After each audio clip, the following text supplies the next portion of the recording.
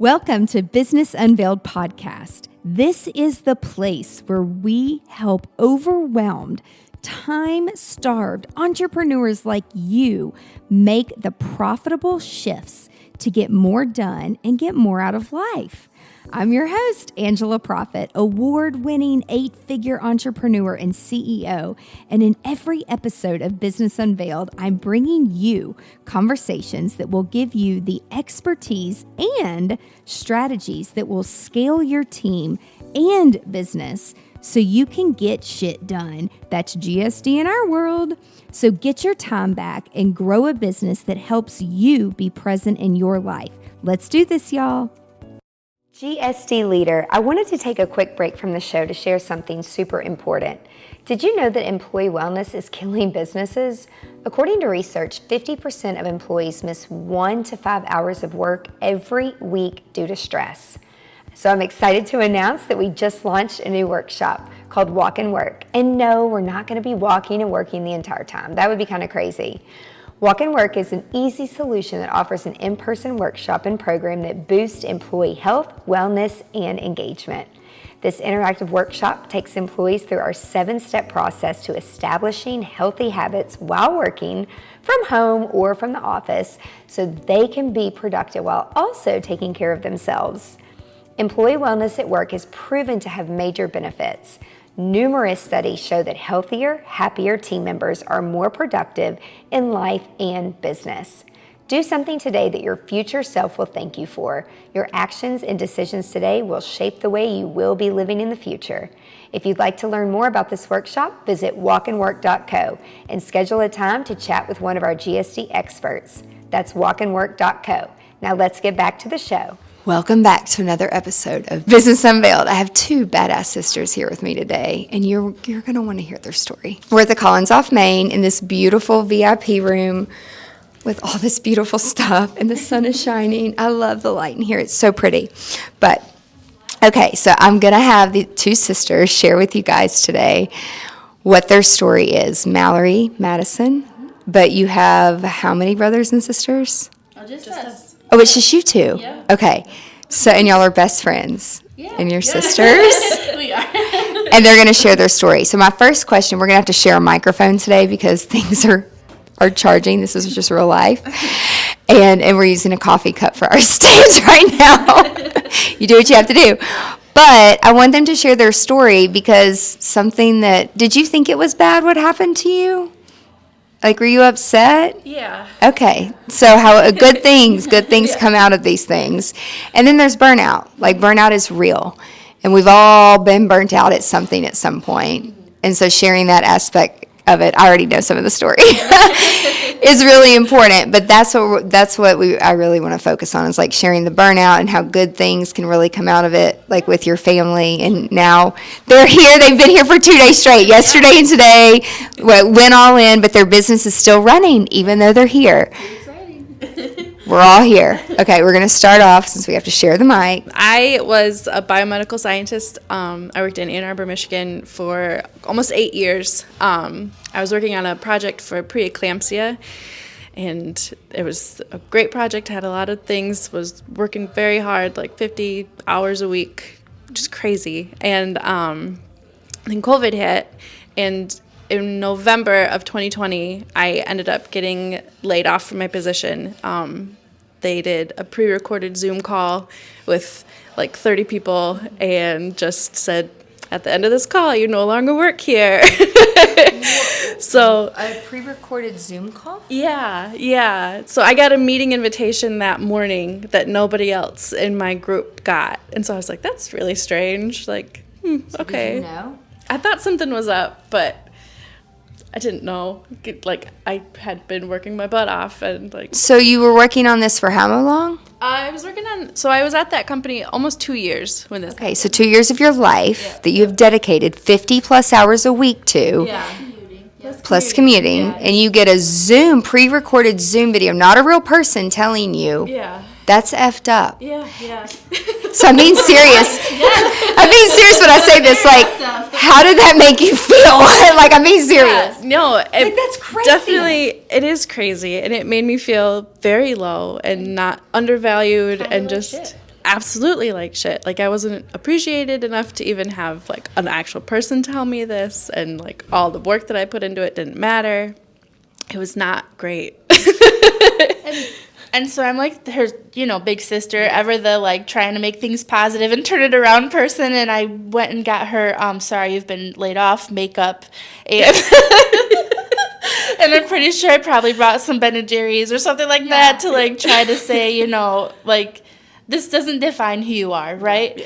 But the cool thing is we already kind of had hopes and dreams and ideas and goals. And so I think this was kind of the universe aligning to really put you in the position to be able to do that.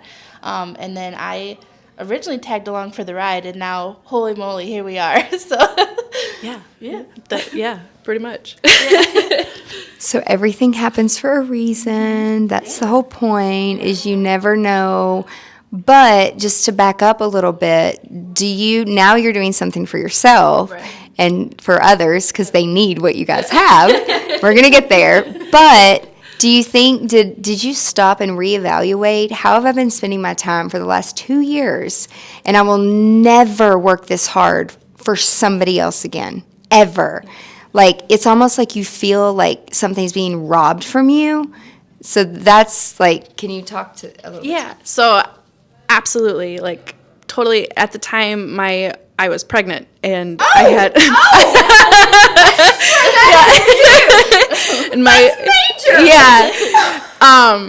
and my oldest was very young, and it was just a lot going on. And so it did totally make me reevaluate everything in my time. And the company wasn't fantastic, and my direct boss was even worse. And just, I had even mentioned before that, and I had been looking for other jobs. So like you said, it was just kind of like the universe was like, here you go. Here's your opportunity. Like, do something for you. Don't waste your time on things like this. Yeah. It was good. Yep. Sure. It worked out good in the end.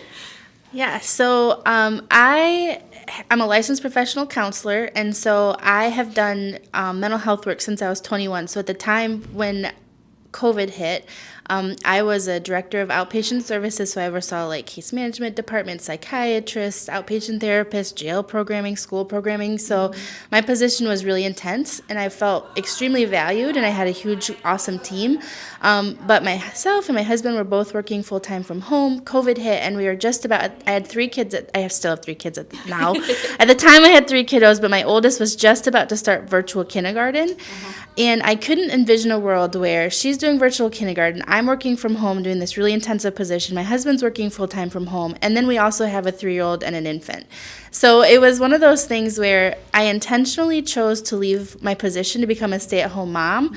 And in hindsight, not only did it support my family, but it gave me the opportunity to really recognize where I was, to speak about burnout, right?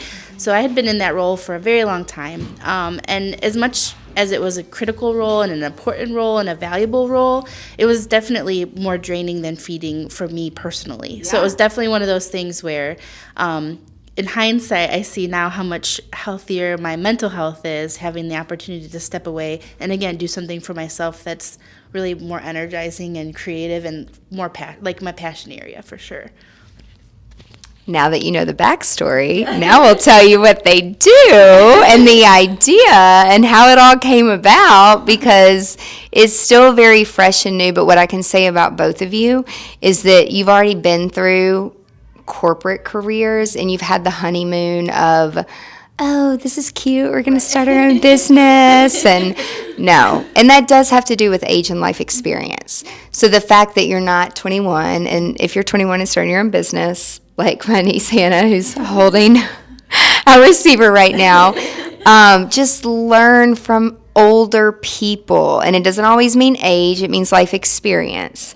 So all the experience and life experience, and now that you've had the opportunity to evaluate your time, and you already know the value of your time, and you know how it makes you feel when it's not meaningful and purposeful, and you don't want to feel like that.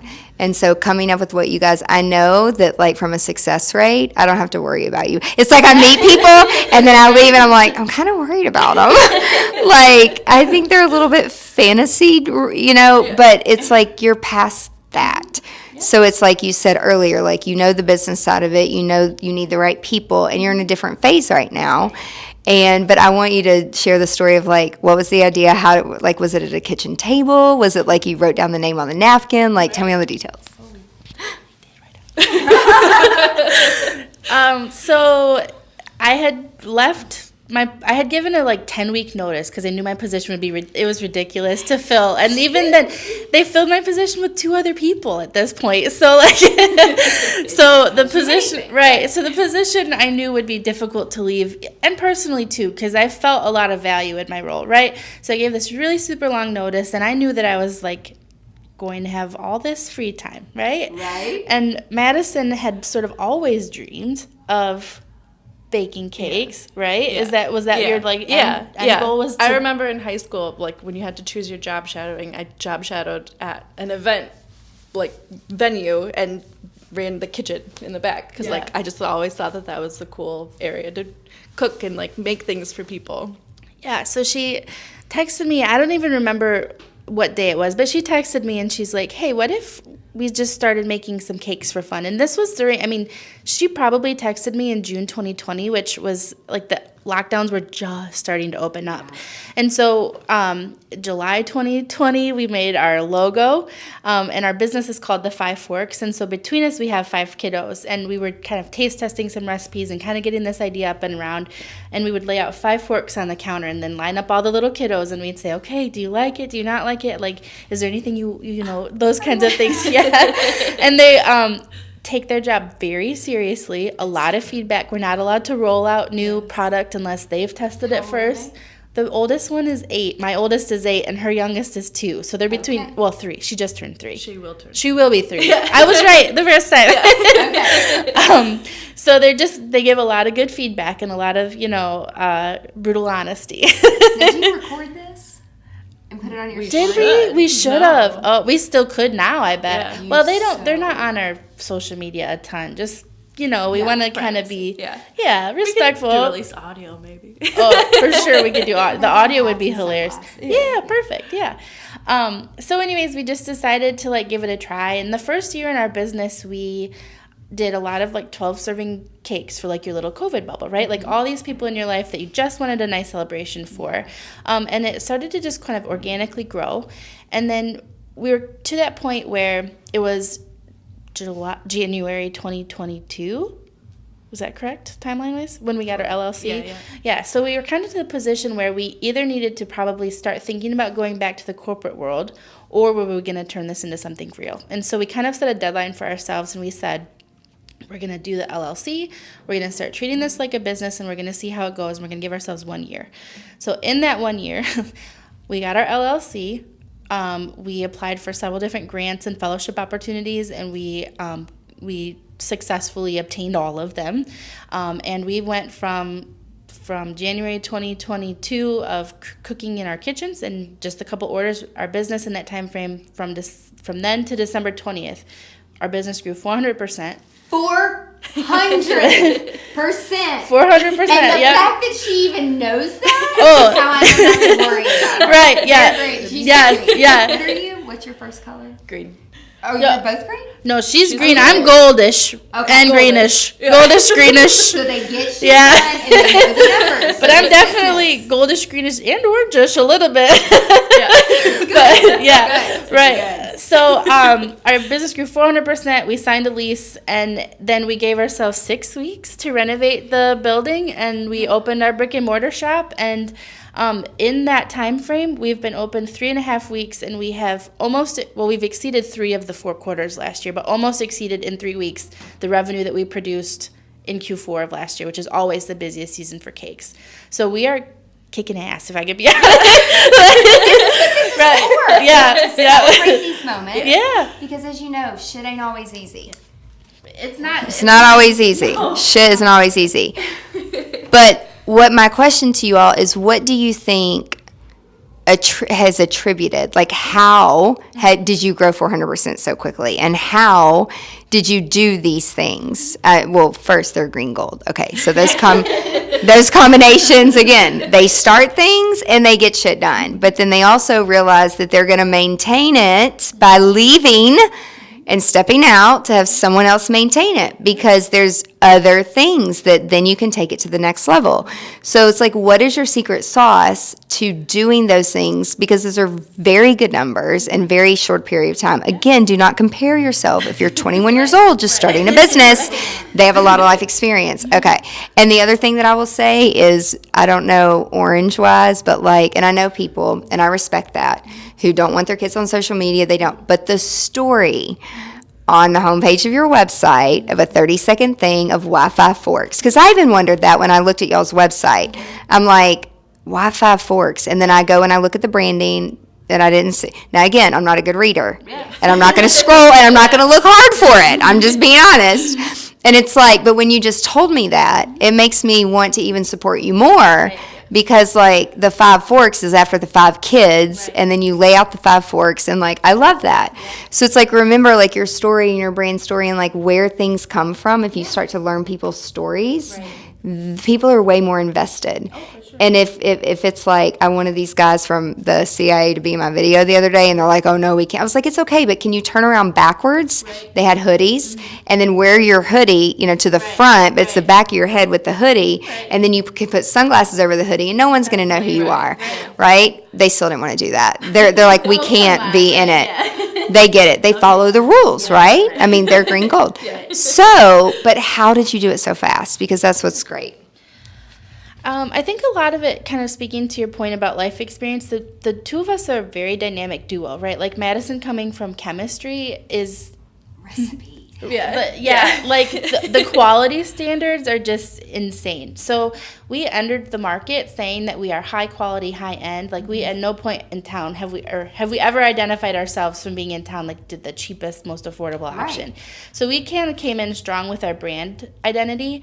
And I think so her coming from her background in chemistry and being able to help us with the recipe development and the consistency, and surprising amount of creativity, if I'm going to be really honest with you, because I've always kind of been the creative one, and she's been the analytical one, and so it's really cool to see her use those skill set. But if you look at our website, you see like these really awesome geometrical cakes and some really cool symmetrical designs and some really technical designs. Those are typically from her, because she uses that that skill set and that mind frame to be able to create those. And then I think I just came from naturally creative, naturally kind of a little more outgoing of the two of us, and I definitely thrive in positions of leadership for sure. So like, I like the idea of building a business and creating something sustainable and scalable, and being part of something where I do personally thrive on like recognition of doing a good job. And so hearing positive feedback has just been awesome. So I think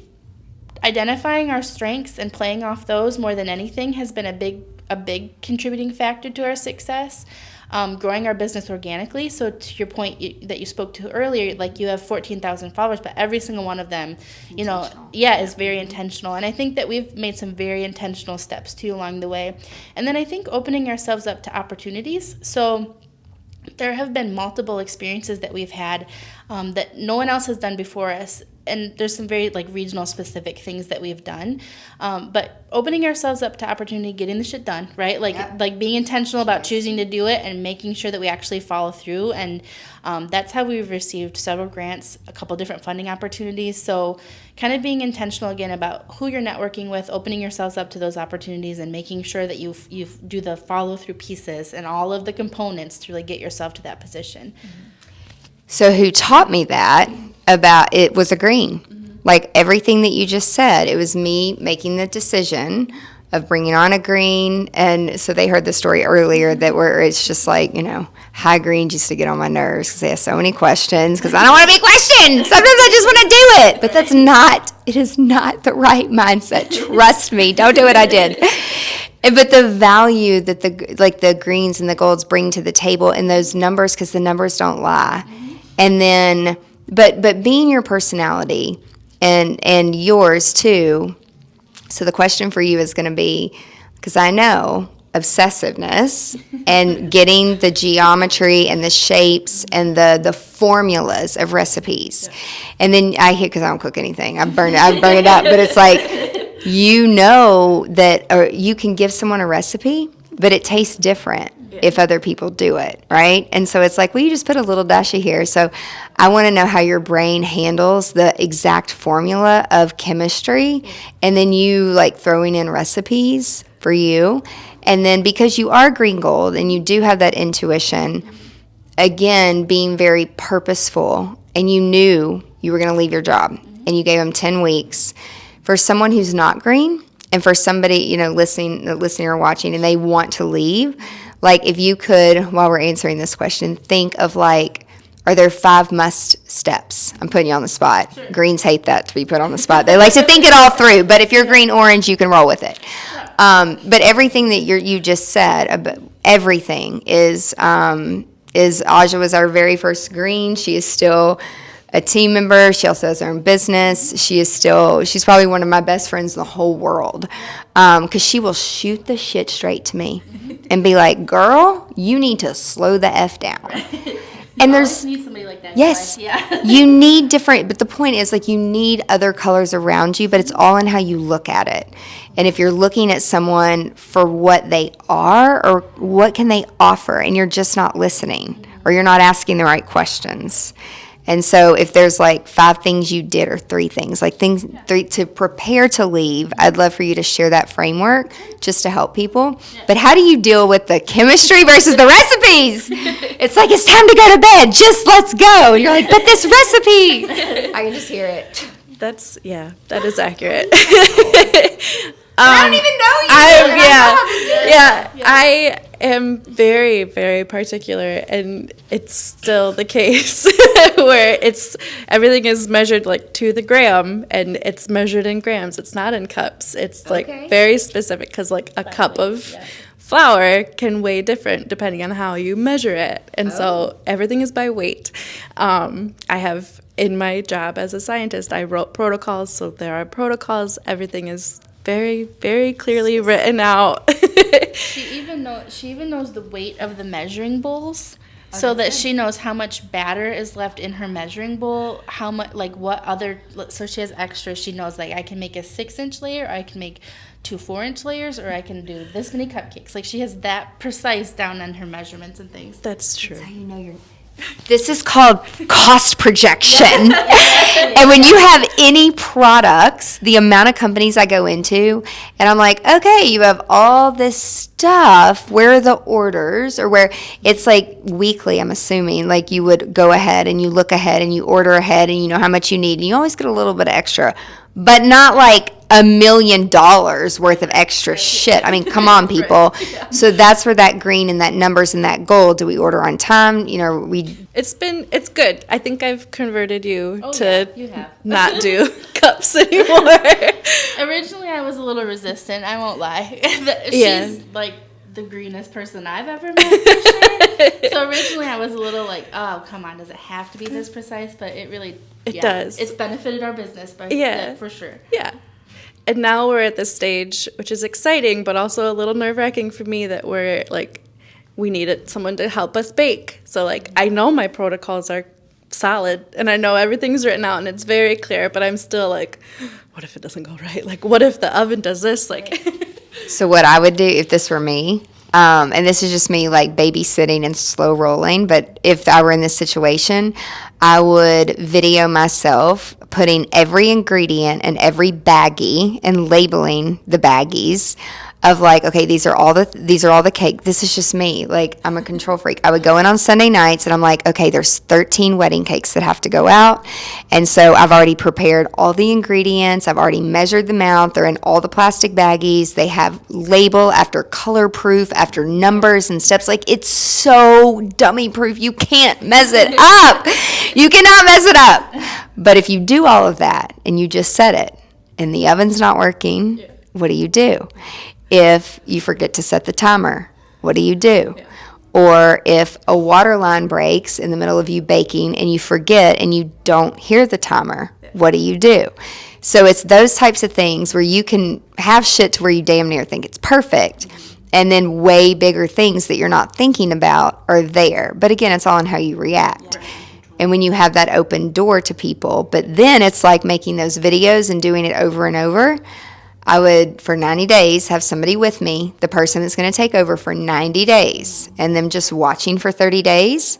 Then the next 30 days, you do half, they do half every other day. And the last 30 days, just they do it. And you say nothing.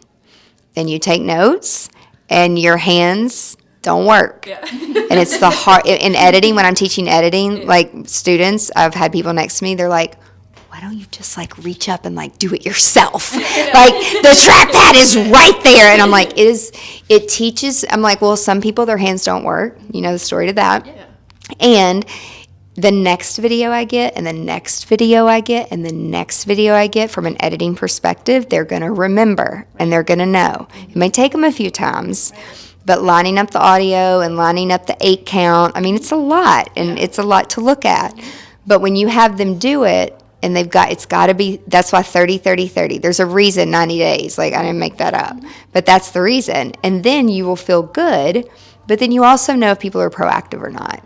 So if they're proactive and the alarm goes off or something, it's like, you know that they have the experience, that if there's not a policy in your SOP manual, and it's not like they're going to go to Google Drive and be like, well, let me pull up the SOPs while this shit burns down. You know, it's like you've got to have people that can handle real life. And some of us work really well under pressure, and some people just fold.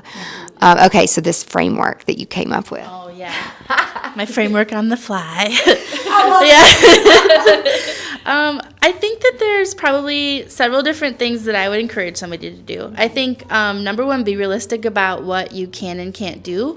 I'm just going to... financially? Yeah. I think, to be totally transparent, I'm very privileged that I'm married to a man who had a good job that could cover our finances long enough. Had I not been, right, like I would have had to think about that differently. Not that I couldn't do it, but I would have had to have a different strategy, for sure, right?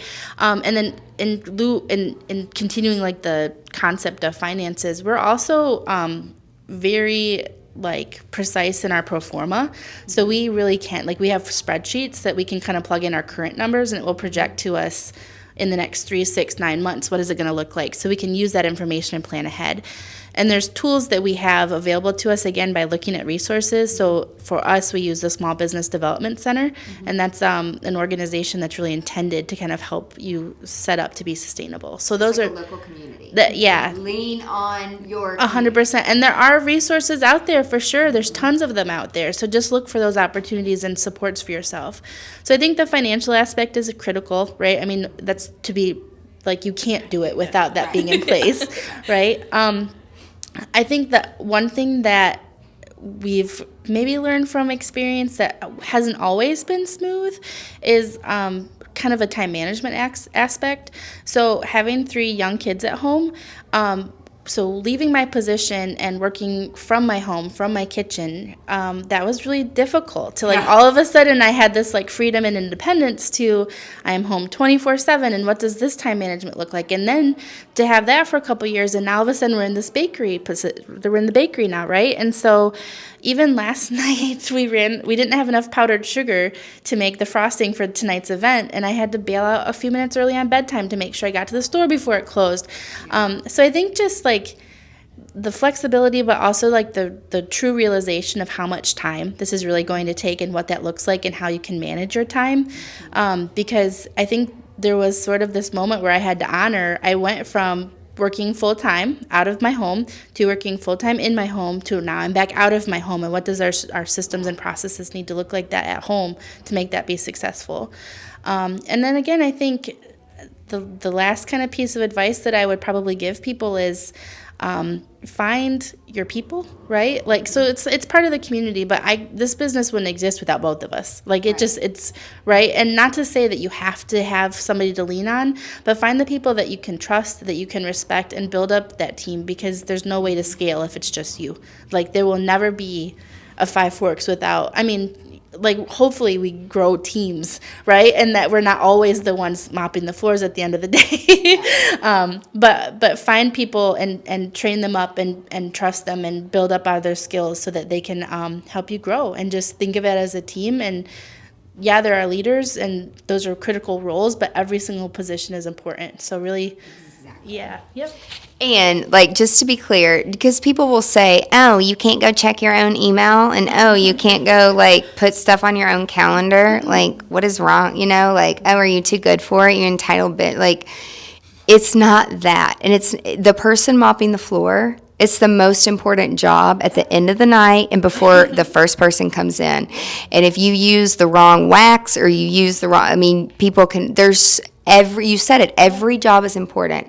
It's not that we can't mop the floor. It's not that we're too good to do it. All these things I don't want to do, like wash my hair. I mean, you guys have heard all kinds of stories.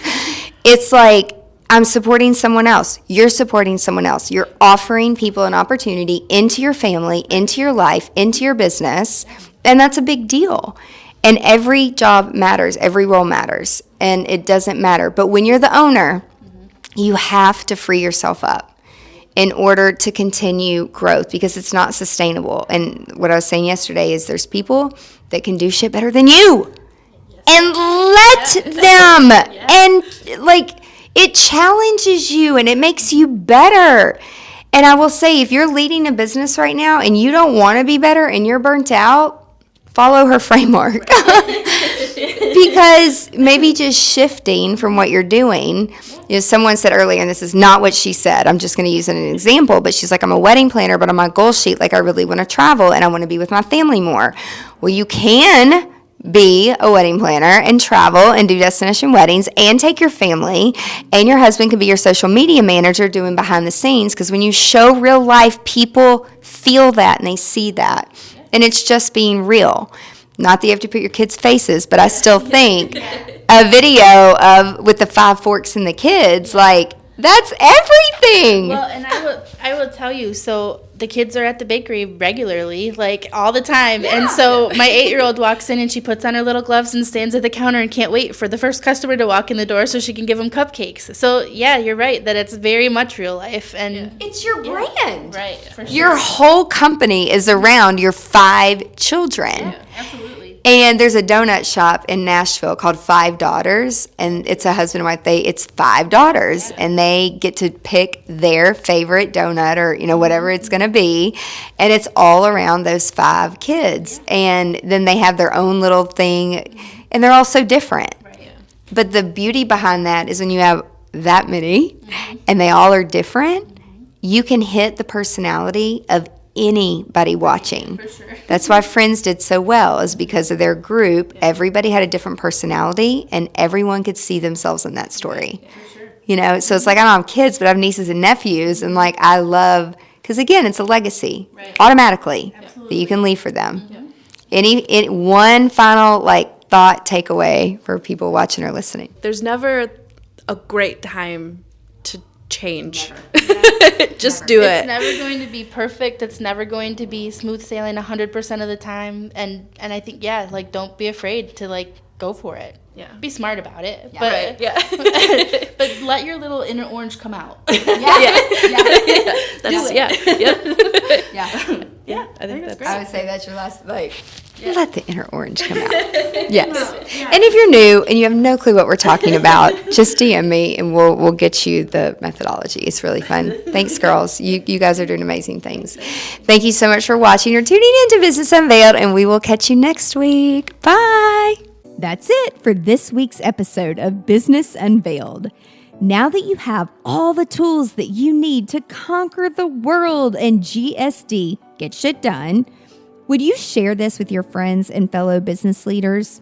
One thing that would really, really help us and help new listeners is for you to rate the show and leave a comment in Apple Podcast, Spotify, Stitcher, or wherever you tune in and listen to Business Unveiled.